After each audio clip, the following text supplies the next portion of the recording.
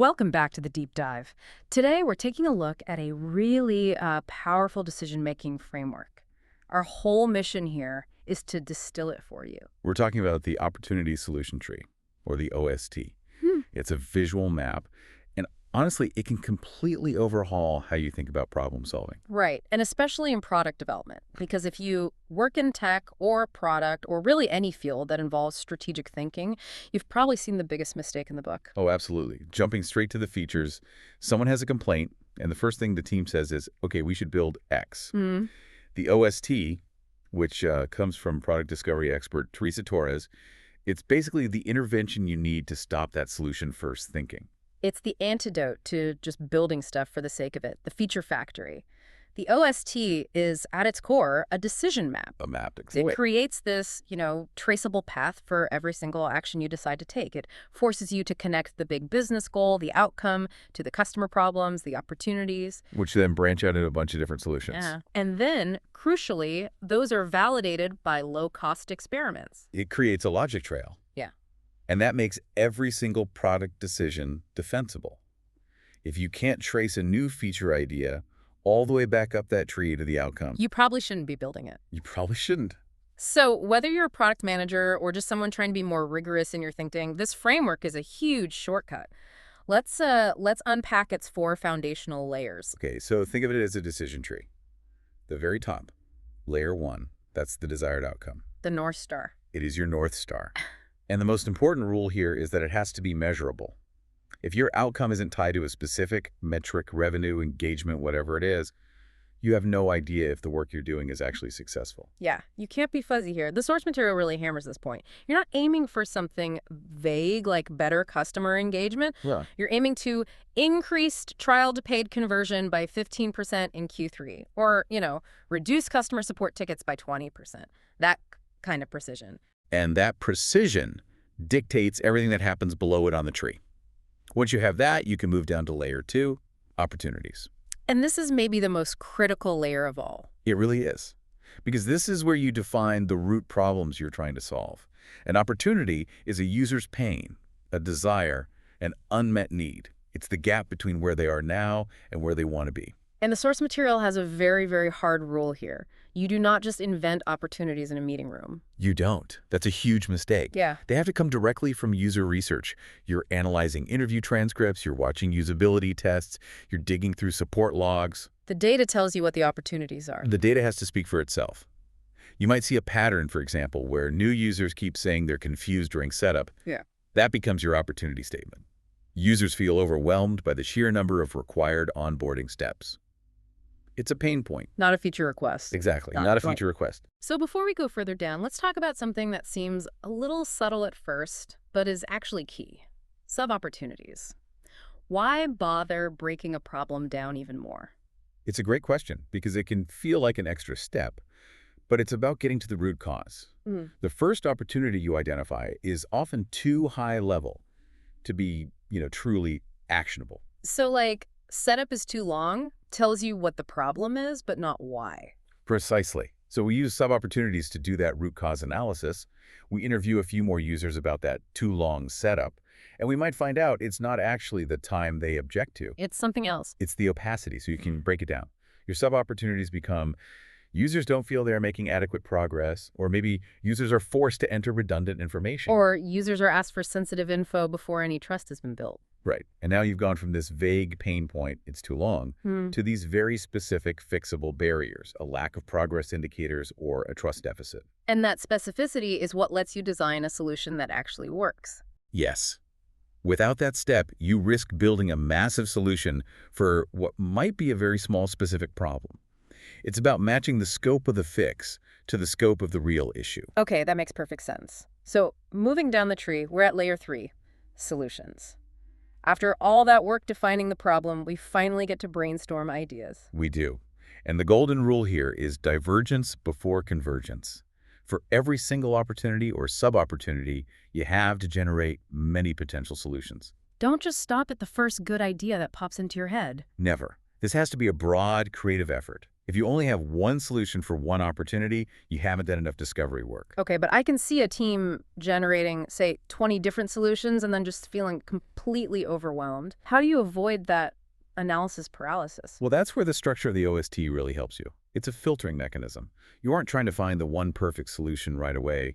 You're looking for the cheapest, fastest, and lowest risk way to validate if a solution might work. Ah, and that leads us right into the final layer. Layer 4, experiments. This is all about reducing risk. It's about testing your ideas in low-cost ways before you commit to a huge engineering effort. Yes.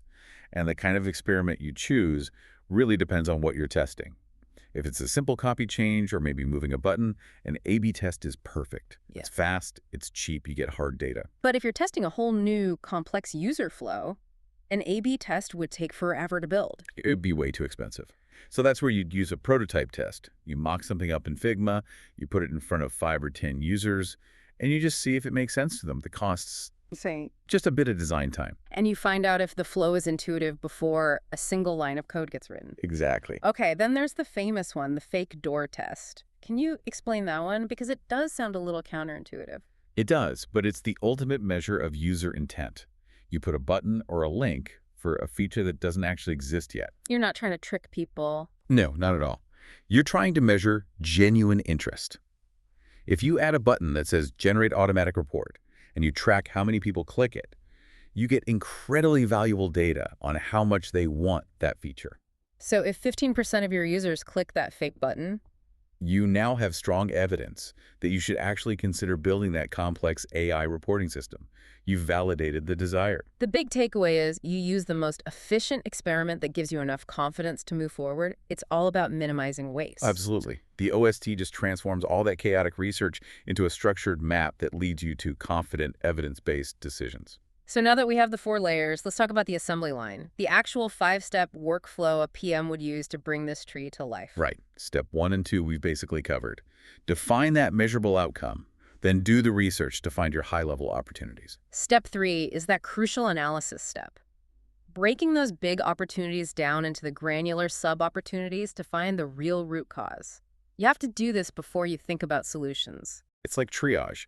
You're going from a symptom the user's confused to a specific diagnosis. The system lacks clear progress indicators. That step prevents you from building something way too big. Okay. Step 4 is the fun part. The creative, divergent brainstorming. You come up with multiple solutions for each of those sub-opportunities. And you capture all of them. No bad ideas at this stage. And finally, step 5, you add the experiments to validate the most promising of those solutions. Figure out the cheapest way to learn if the idea is desirable, feasible, and viable. That's the whole process. Let's make this super concrete. Let's walk through a full example, top to bottom, a really common one. Low onboarding completion. Okay, perfect. So our target outcome is clear. Increase the onboarding completion rate from 40% up to 70%. We dig into the research and we find opportunity 1. Users are hesitating at the step where they have to link their bank account. It's a huge drop-off point. Right. And we can decompose that into sub-opportunities. It's not just the linking itself. It's users don't understand the benefit of linking, and maybe users fear their privacy will be violated. The problem is a lack of trust and a lack of clarity. Exactly. So what are the potential solutions? We could add a little video explaining the benefits. We could add trust badges and a more visible privacy policy. Or, and this is a good one, we could add a skip for now button. Just let them get past that hurdle for the moment. Okay, let's focus on that skip for now idea. That's a pretty big engineering change. We don't want to build it if nobody uses it.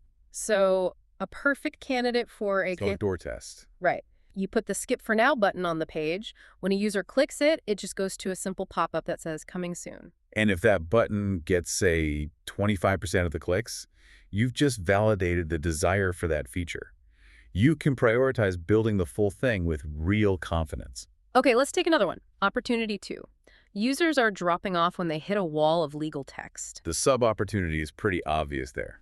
Users feel overwhelmed by legal jargon. So the solutions here are probably much simpler. We could just rewrite the text in plain language or maybe use some bullet points. Yep. And for that, the best validation experiment is almost certainly a simple A/B test. Jargon versus bullet points. If the simpler copy boosts conversion by 5%, you ship it. It's a validated win, and you move on to the next opportunity. And that's the strategic advantage. The structure forces you to compare solutions based on which one has the clearest, evidence-backed path to hitting that 70% completion rate. Not just which feature sounds the coolest. Exactly. It allows PMs to prioritize based on validated impact, not on the loudest voice in the room. Which brings us to how this whole thing changes a team's day-to-day. How does this rigor help a team communicate, especially with stakeholders? It creates instant accountability and transparency. When you're talking to leadership, you're no longer just saying, we think we should build a trust badge. Right. You're saying, our goal is a 15% increase in conversion, the outcome. Our research shows a lack of trust is the primary barrier at the opportunity. We hypothesize that this specific trust badge, the solution, which we validated with A/B test data, the experiment, is the fastest way to move that metric. That's so much more powerful. It shifts the entire conversation from being about features to being about impact. It does. And it also supports continuous discovery. This tree is a living document. In your weekly planning, you're not looking at a flat backlog of tickets. You're looking at your tree of opportunities. And you decide which user problem is the most important one to solve next. Based on its potential to move you toward that North Star outcome. It keeps the team aligned on the goal, which is the outcome, not just the output.